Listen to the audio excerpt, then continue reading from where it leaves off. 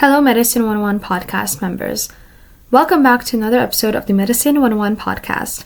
I'm your host, Jehanit Sassi, and thank you so much for joining me for a particularly difficult but deeply important episode. This week we're talking about Sudan, and we're taking a closer look at one of the most urgent humanitarian and public health emergencies unfolding in the world right now, which again is the crisis in Sudan. In this episode, I'll be breaking down how the conflict has devastated the country's health system, what the researchers reveal about disease outbreaks, famine, and maternal health collapse, and what experts identify as viable pathways towards resilience and recovery.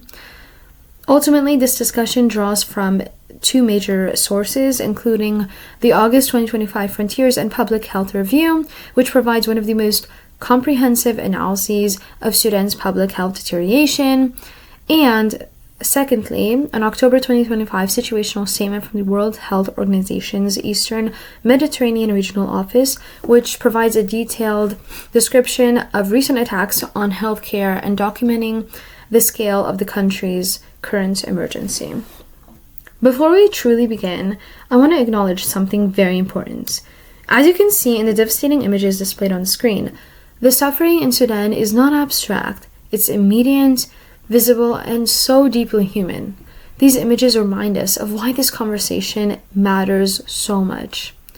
So, let's get started. Sudan's current crisis began in April 2023, when armed conflict erupted and rapidly spread across multiple regions. Nearly 3 years later, the conflict has escalated into one of the largest humanitarian emergencies in the world, though it remains one of the most underreported. According to Alsoukhni et al. In their August 2025 Frontiers and Public Health Review, Sudan's health landscape has undergone what they describe as a near-total systematic collapse. This collapse spans not only hospitals and clinics, but the entire health system, framework, surveillance, financing, supply chains, and workforce capacity. Millions have been displaced, countless civilians have been injured or killed, and essential healthcare services have ceased to function in many regions. Routine immunization, maternal health services, and chronic disease management have all suffered widespread disruption. And in October 2025, things worsened. A statement from the World Health Organization Eastern Mediterranean Region Office reported that a maternity hospital in El Fasher, North Darfur, became the site of mass violence, where hundreds of patients and their companions were reportedly killed. The World Health Organization condemned this attack and emphasized a disturbing reality. In Sudan, healthcare facilities and patients are often not collateral damage, but rather they are direct targets. This moment captures the magnitude of the crisis and its implications. Although, to understand the full picture, we have to look at the mechanisms behind the collapse. Alsoukhni and colleagues presented a structured analysis using the World Health Organization's 6 building blocks of a health system, showing just how each pillar was dismantled. First, service delivery essentially disintegrated. Hospitals were damaged, occupied, or even abandoned. Primary healthcare centers, which are critical for rural communities, shut down or operated without staff or supplies. Maternal and child health services in particular saw an unprecedented disruption. Second, the healthcare workforce collapsed. Many clinicians fled the violence, others were detained, injured, or killed. Even before the war, Sudan struggled with shortages of doctors, nurses, midwives, and community health care workers. The conflict amplified those shortages to crisis levels. Third, disease surveillance broke down. Reporting systems were stopped altogether. Surveillance sites closed down, and population movement made tracking nearly impossible. As Alsoukhni et al. Explained in their review article, this set the stage for the simultaneous resurgence of cholera, measles, and dengue, which are infectious diseases, as well as many other types of infectious diseases. Fourth, supply chains were destroyed. The loss of major centralized medical storage facilities, especially in Khartoum, was catastrophic. Medications, vaccinations, laboratory supplies, and emergency stocks became inaccessible. Fifth, Financial systems collapsed. Domestic financing halted. International aid became fragmented and inefficient. Health facilities struggled to maintain even minimal operations. And last but not least, governance fractured. Without competing authorities and widespread insecurity, coordinated planning and national-level public health strategy became almost impossible. What Sudan experienced wasn't a single failure. It was a cascading collapse of every health system pillar simultaneously. When health systems collapse, this dramatically predictable and devastating consequences follow soon after. One of the most immediate impacts of this entire crisis was the resurgence of infectious diseases. As described in the review article, measles reemerged due to the plummeting vaccination coverage, while cholera outbreaks surged across multiple states because of unsafe water sources and sanitation breakdowns. Dengue fever also spread rapidly, driven by population displacement and lack of vector control. Another devastating consequence is malnutrition. The combination of displaced families, market instability, and supply chain disruption pushed millions into acute food insecurity. Children under the age of 5 faced an especially lethal combination. Malnutrition weakens immunity, which increases vulnerability to infectious diseases.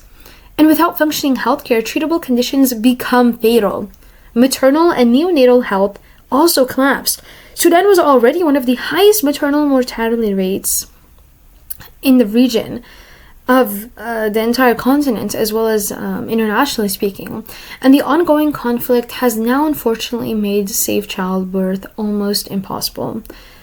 Skilled birth attendants are scarce, emergency obstetric care such as OBGYNs are largely unavailable, and blood supplies just simply don't exist in many of the regions.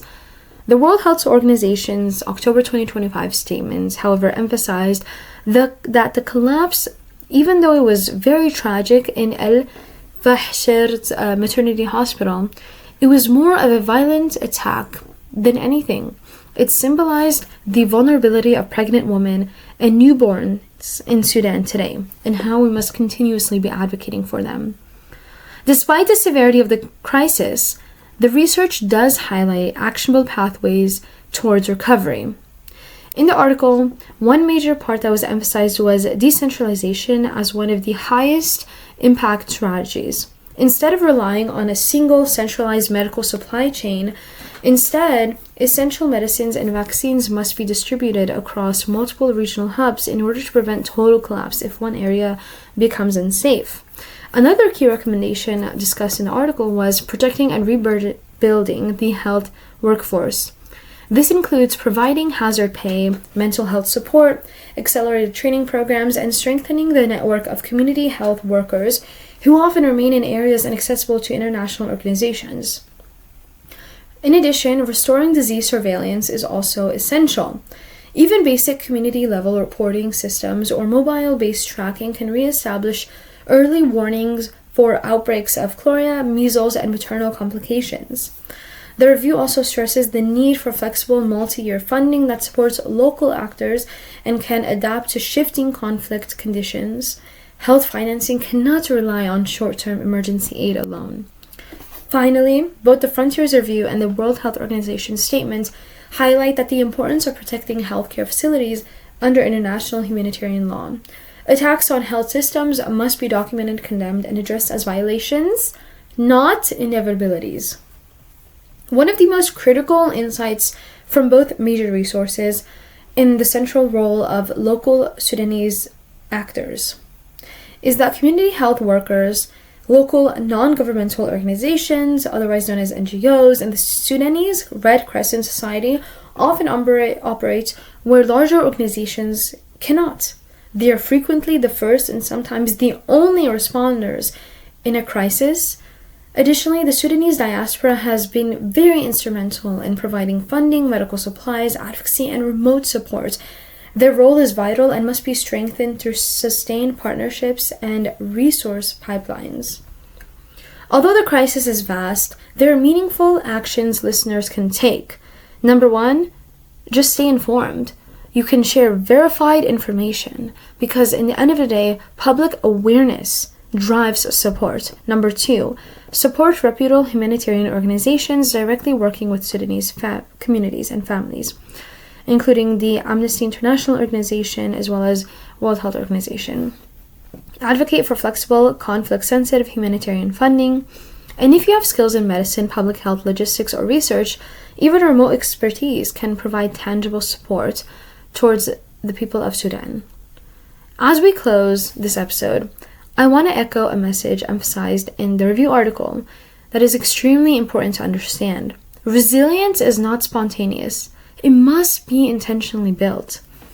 Decentralization, workforce protection, surveillance, restoration, integrated multi-sectoral response, long-term financing, and the leadership of Sudanese communities themselves. These are not abstract public health strategies. Rather, these are lifelines. And the World Health Organization's October 2025 statement reminds us that the consequences of attacking health systems are not theoretical, but rather they are human, immediate, and very, very devastating. The tragedy at the maternity hospital in El Fasher reflects this reality. And at the Medicine 101 podcast, we believe that health is a human right. Covering this crisis is not optional, but rather it is essential. And we all have a role in this society, and we must play our part to make this world a better place. Thank you so much for listening, and finally, please take care of one another. See you at our next episode.